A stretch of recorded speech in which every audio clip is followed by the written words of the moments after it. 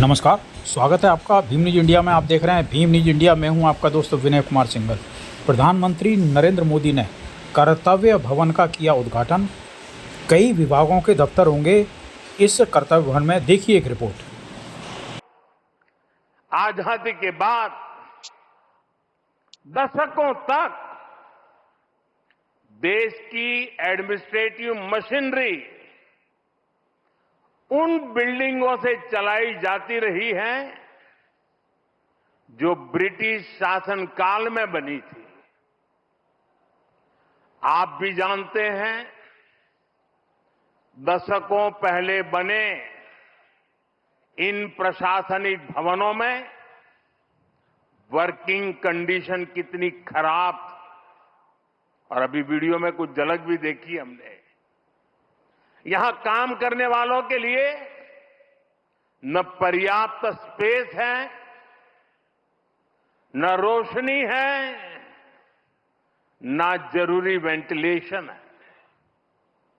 आप कल्पना कर सकते हैं, होम मिनिस्ट्री जैसी महत्वपूर्ण मिनिस्ट्री करीब 100 साल से एक ही बिल्डिंग में अपर्याप्त साधनों के साथ चल रही थी।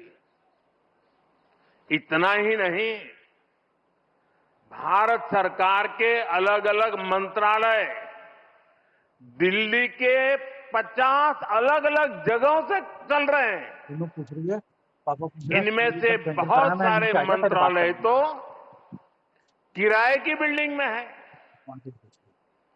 इनके किराए पर जितने रुपए खर्च हो रहे थे वो अपने आप में बहुत बड़ा आंकड़ा है। और वैसे पूरा हिसाब लगाएं तो बहुत बड़ा है, लेकिन अगर मोटा मोटा हिसाब लगाएं तो 1,500 करोड़ रुपया प्रति वर्ष इसमें जाता है।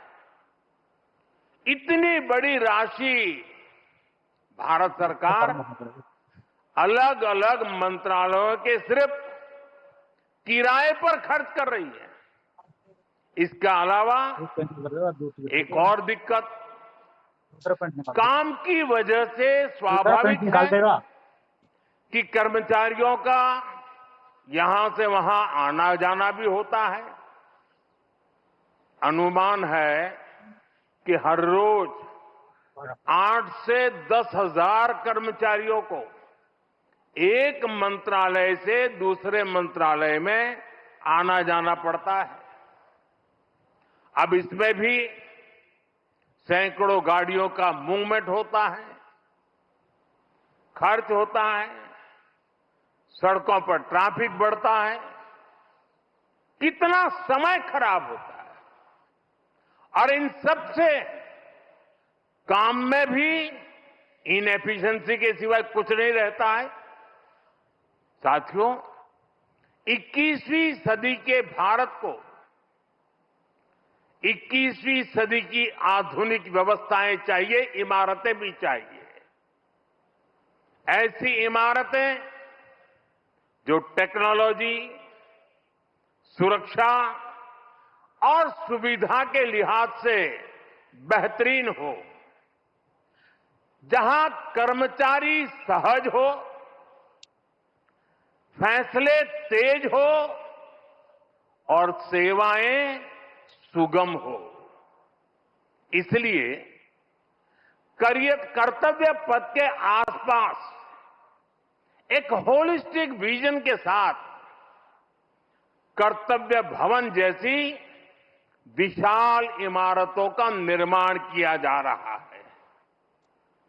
ये तो पहला कर्तव्य भवन पूरा हुआ है। अभी कई कर्तव्य भवनों का निर्माण तेजी से चल रहा है। ये ऑफिसेस जब आसपास शिफ्ट होंगे, नजदीक नजदीक हो जाएगी, तो इससे कर्मचारियों को सही वर्क एनवायरनमेंट मिलेगा, जरूरी सुविधाएं मिलेगी, उनका टोटल वर्क आउटपुट भी बढ़ेगा और सरकार जो 1,500 करोड़ रुपए किराए पर खर्च कर रही है वो भी बचेगा। साथियों, महात्मा गांधी कहते थे, अधिकार और कर्तव्य एक दूसरे से जुड़े हुए हैं। कर्तव्य के पालन से ही हमारे अधिकारों को बल मिलता है। हम नागरिक से कर्तव्य की अपेक्षा रखते हैं, लेकिन सरकार के तौर पर हमारे लिए भी कर्तव्य सर्वोपरि है।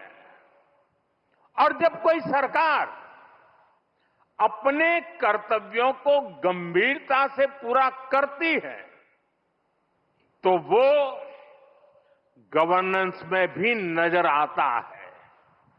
आप सभी जानते हैं, पिछला एक दशक देश में गुड गवर्नेंस का दशक रहा है। गुड गवर्नेंस और विकास की धारा रिफॉर्म्स की गंगोत्री से ही निकलती है। रिफॉर्म्स एक कंसिस्टेंट और टाइम बाउंड प्रोसेस है। इसलिए देश ने लगातार बड़े रिफॉर्म्स किए हैं। हमारे रिफॉर्म्स कंसिस्टेंट भी हैं, डायनेमिक भी हैं और दूरदर्शी भी हैं। सरकार और जनता के बीच संबंधों को बेहतर, वंचितों को वरीयता, महिलाओं का सशक्तिकरण, सरकार की कार्यप्रणाली को बेहतर बनाना, देश लगातार इस दिशा में इनोवेटिव तरीके से काम कर रहा है। हमें गर्व है कि पिछले 11 साल में देश ने एक ऐसी शासन प्रणाली विकसित की है जो पारदर्शी है, संवेदनशील है और सिटीजन सेंट्रिक है। साथियों, मैं दुनिया के जिस भी देश में जाता हूं, वहां जनधन, आधार और मोबाइल, जेम ट्रिनिटी की बहुत चर्चा होती है। दुनिया भर में उसकी प्रशंसा होती है। इसने भारत में सरकारी योजनाओं की डिलीवरी को ट्रांसपेरेंट और लीकेज फ्री बना दिया है।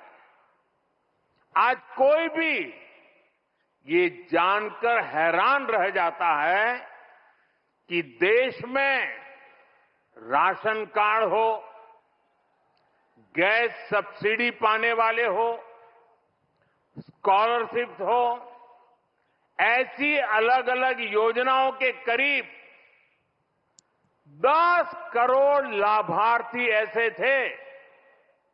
ये आंकड़ा सुनकर के चौंक जाओगे। 10 करोड़ लाभार्थी ऐसे थे जिनका कभी जन्म ही नहीं हुआ था। इनके नाम पर पहले की सरकारें पैसे भेज रही थी और वो पैसा इन फर्जी लाभार्थियों के नाम पर बिचौलियों के खाते में जा रहा था। इस सरकार में इन सभी 10 करोड़ फर्जी नामों को हटा दिया गया है और अभी ताजा आंकड़ा है कि इससे देश के 4,30,000 करोड़ रुपए से ज्यादा, 4,30,000 करोड़ रुपए से ज्यादा ये पैसे गलत हाथों में जाने से बचे हैं। आप कल्पना करिए, 4,30,000 करोड़ रुपए की चोरी। अब ये पैसा देश के विकास में काम आ रहा है। मतलब लाभार्थी भी खुश हैं और देश का संसाधन भी बचा है। साथियों, सिर्फ करप्शन और लीकेज ही नहीं, अनावश्यक नियम कायदे भी नागरिकों को परेशान करते हैं। इनसे सरकार की डिसीजन मेकिंग प्रोसेस स्लो होती थी। इसलिए हमने 1500 से ज्यादा पुराने कानून समाप्त कर दिए। कई कानून तो अंग्रेजों के जमाने के थे, जो इतने दशकों बाद भी रोड़ा बने हुए थे। हमारे यहां कानूनों के कंप्लायंस का भी बहुत बड़ा बर्डन रहा है। कोई भी काम शुरू करना हो तो दर्जनों कागज देने पड़ते थे। पिछले 11 साल में 40,000 से अधिक कंप्लायंसेस को खत्म कर दिया गया है। और ये काम अभी पूरा नहीं हुआ है, अभी भी लगातार जारी है। आप देख रहे थे भीम न्यूज इंडिया। यदि आपको हमारे द्वारा दिखाई गई खबरें पसंद है तो प्लीज़ हमारे चैनल को यूट्यूब पर सब्सक्राइब कीजिए, लाइक कीजिए, शेयर कीजिए, कमेंट्स कीजिए। आने वाले नोटिफिकेशन के लिए बेल आइकन का बटन दबाना ना भूलें। भीम न्यूज इंडिया के फेसबुक पेज और ट्विटर यानी एक्स पर भी आप इसे फॉलो कर सकते हैं। न्यूज़ अपडेट के लिए बने रहिए हमारे साथ, देखते रहिए आपका अपना लोकप्रिय चैनल भीम न्यूज़ इंडिया। आपका बहुत बहुत धन्यवाद।